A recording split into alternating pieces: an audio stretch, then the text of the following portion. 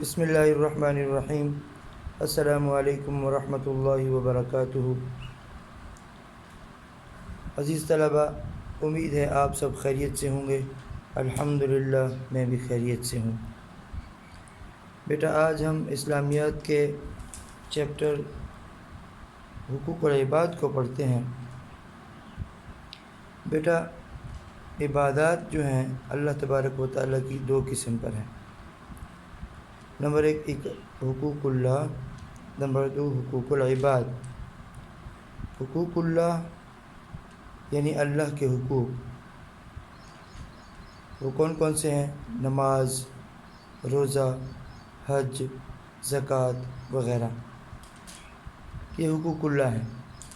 اور حقوق العباد میں والدین کے حقوق، بچوں کے حقوق، اہل و عیال کے حقوق، یتیموں کے حقوق، بیواؤں کے حقوق، اور اس طرح معذور افراد کے حقوق، مسافر لوگوں کے حقوق، عام مسلمان پر حقوق، یہ حقوق العباد میں آتے ہیں۔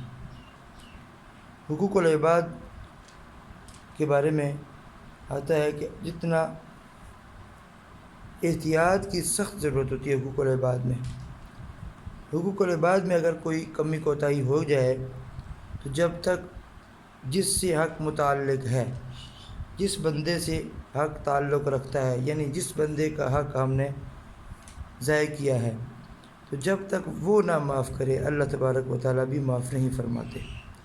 تو اس لیے حقوق العباد بہت احتیاط اور اہمیت کی چیز ہے، اس کی ادائیگی میں ذرا بھی کوتاہی کرنے کی گنجائش نہیں ہے۔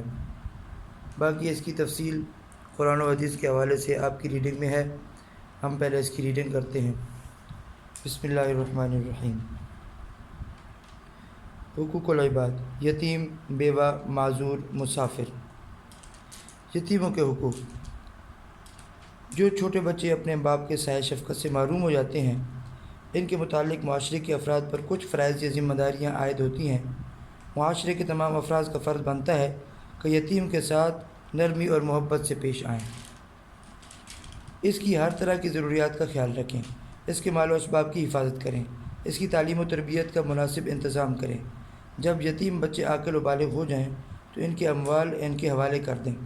یتیم بچیوں کی پرورش اور ان کی شادی بیاہ کا خاص طور پر اہتمام کریں، اور ان یتیموں کو اس بات کا احساس نہ ہونے دیں کہ وہ باپ کے سائے سے محروم ہیں، بلکہ ان کو وہ تمام آرام، سہولیات، تحفظ اور توجہ فراہم کریں جو ان کا باپ زندہ ہونے کی صورت میں انہیں فراہم کرتا تھا۔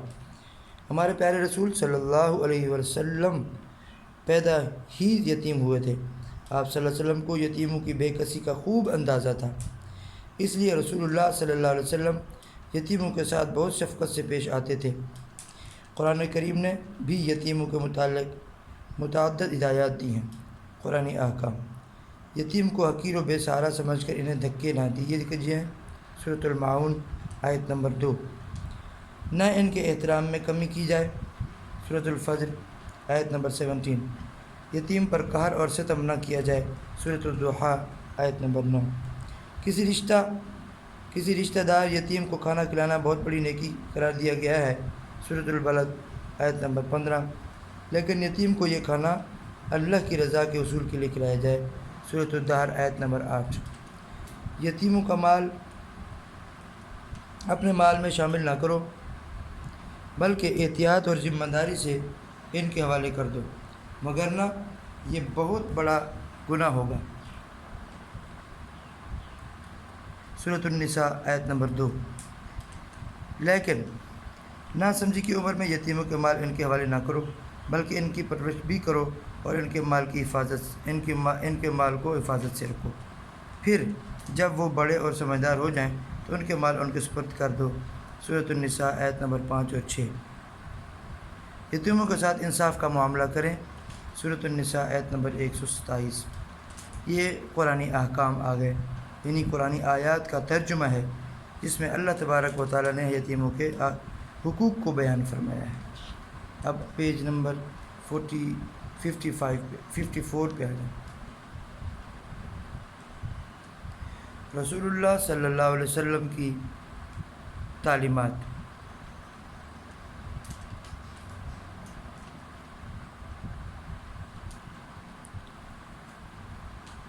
میں اور کسی یتیم کی کفالت کرنے والا جنت میں دو سات سات انگلیوں کی طرح قریب ہوں گے، یعنی آپ علیہ الصلوۃ والسلام نے ایسے دو انگلیاں ساتھ ملا کے فرمایا، دو سات سات انگلیوں کی طرح قریب ہوں گے۔ مسلمانوں کا سب سے اچھا گھر وہ ہے جس میں کسی یتیم کے ساتھ بھلائی کی جا رہی ہو، اور سب سے برا گھر وہ ہے جس میں کسی یتیم کے ساتھ بدسلوکی کی جا رہی ہو۔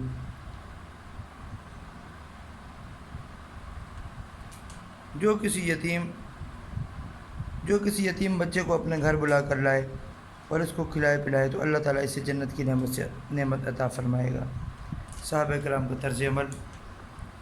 یتیم کی پرورش کا سوال آتا تو اس لیے اس کے لیے متعدد صحابہ کرام پیشکش کرتے۔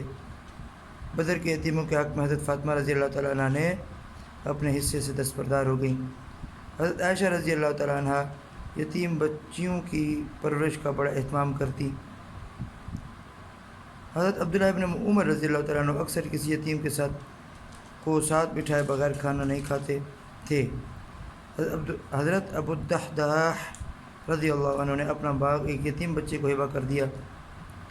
اسلام نے مسلمان حکمرانوں اور قاضیوں کی ذمہ داری قرار دی ہے کہ وہ یتیم کے اموال اور مفادات اور معاملات کی دیکھ بھال کریں اور ان کے سرپرست کے طور پر ان کی شادی بیاہ کا بندوبست بھی کریں۔ بیواؤں کے حقوق۔ بیوہ کے ساتھ انسانی تاریخ میں جو ظلم روا رکھا گیا ہے وہ انتہائی دردناک ہے۔ عرب میں یہ جانوروں کی طرح خامد کے وارثوں کی غلامی میں چلی جاتی تھی۔ یہودیوں میں یہ مرحوم شوہر کے بھائی کی ملکیت قرار پاتی تھی۔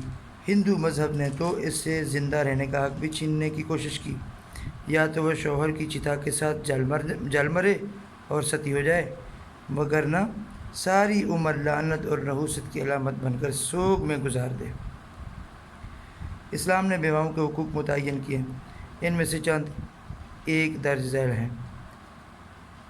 خامد کی وراثت میں اسے باقاعدہ ایک مقررہ حصے کا حق قرار دے دیا گیا ہے، اور اگر مہر ابھی تک ادا نہ ہوا ہو تو خامد کے مال میں سے اس کی علیحدہ ادائیگی کرنا لازم قرار دی گئی ہے۔ Page number 55۔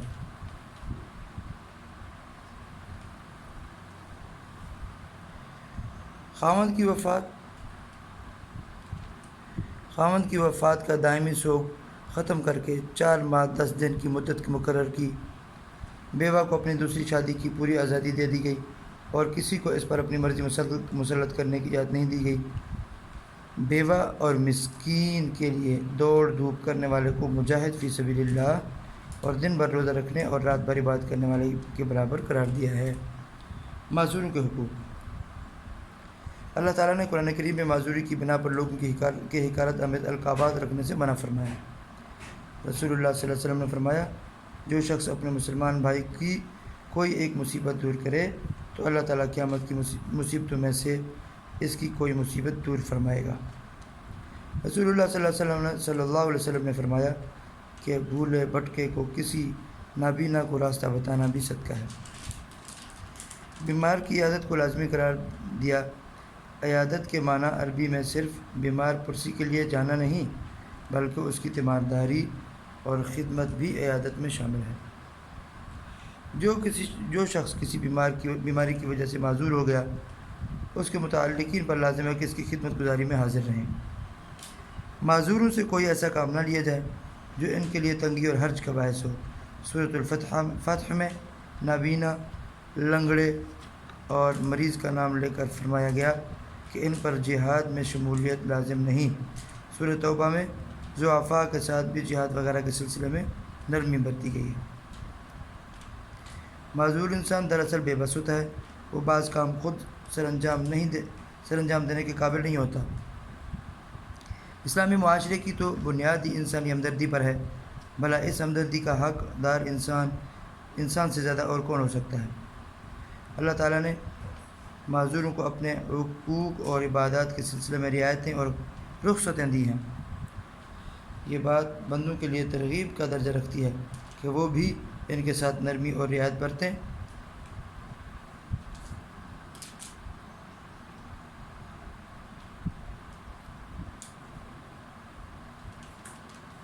اور ان کی تنگی اور پریشانی دور کرنے میں ان کا ہاتھ بٹائیں۔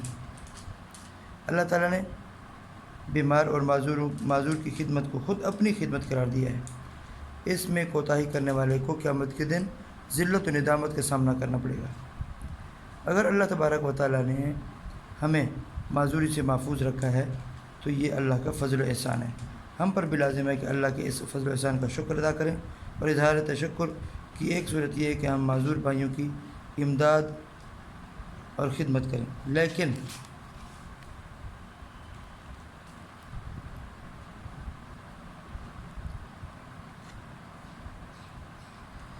ان پر احسان نہ دھریں، نہ انہیں ان کی معذوری کا احساس ہونے دیں، بلکہ ان کی اس طرح خدمت اور تربیت کریں کہ وہ اپنے کام خود اپنے ہاتھوں سے کرنے کے قابل ہو سکیں۔ معذور کی خودداری اور عزت نفس کو مجروح نہ کریں، بلکہ اس کے سامنے اس کی معذوری کا ذکر بھی نہ کریں۔ مسافر کے حقوق۔ مسافر انسان اپنے گھر سے دور ہوتا ہے اور وقتی طور پر آرام و آسائش سے محروم ہوتا ہے۔ اس کی نگہداشت کی بڑی تاکید فرمائی گئی ہے۔ حضرت ابراہیم علیہ السلام اپنے مسافر اور انجانے مہمان فرشتوں کے ساتھ جو سلوک کیا، اس میں بھی ہمارے لیے رہنمائی کا سامان ہے۔ مسافر کی خدمت کے آداب۔ بات چیت کا آغاز سلام سے ہونا چاہیے۔ یہ ایک دوسرے کے لیے سلامتی کی دعا ہے، اور اس کے بعد کھانے پینے کا انتظام فوری طور پر کرنا چاہیے۔ مسافر کی خدمت کر کے خوشی محسوس ہونی چاہیے۔ اس کے آرام کا خیال رکھنا چاہیے۔ ہر وقت اس کے پاس نہ رہیں، بلکہ اسے کچھ دیر کے لیے تنہا بھی چھوڑ دینا چاہیے۔ مسافر کی عزت و احترام کا تحفظ بھی ضروری ہے، جس طرح حضرت لوط علیہ السلام نے اپنے مہمانوں کے احترام کی ہر ممکن کوشش فرمائی تھی۔ قرآن کریم نے صدقات کے مصارف میں سے ایک مصرف ابن السبیل یعنی راہگیر اور مسافر بھی قرار دیا ہے۔ ابن السبیل کا معنی راہگیر ہے یا مسافر ہے بھی قرار دیا ہے۔ سفر پر روانگی کے وقت مسافر کو تھوڑی سی دیر دور تک ساتھ چل کر دعاؤں کے ساتھ رخصت کریں۔ سفر سے واپسی پر مسافر کا استقبال کرنا بھی اچھی بات ہے۔ بیٹا، آج ہماری ریڈنگ مکمل ہوئی۔ آپ نے اس ریڈنگ میں سے MCQs مینشن کرنے ہیں، اور انشاءاللہ اگلے لیکچر میں اس کے سوالات اور جوابات کی نشاندہی کریں گے۔ السلام علیکم ورحمۃ اللہ وبرکاتہ۔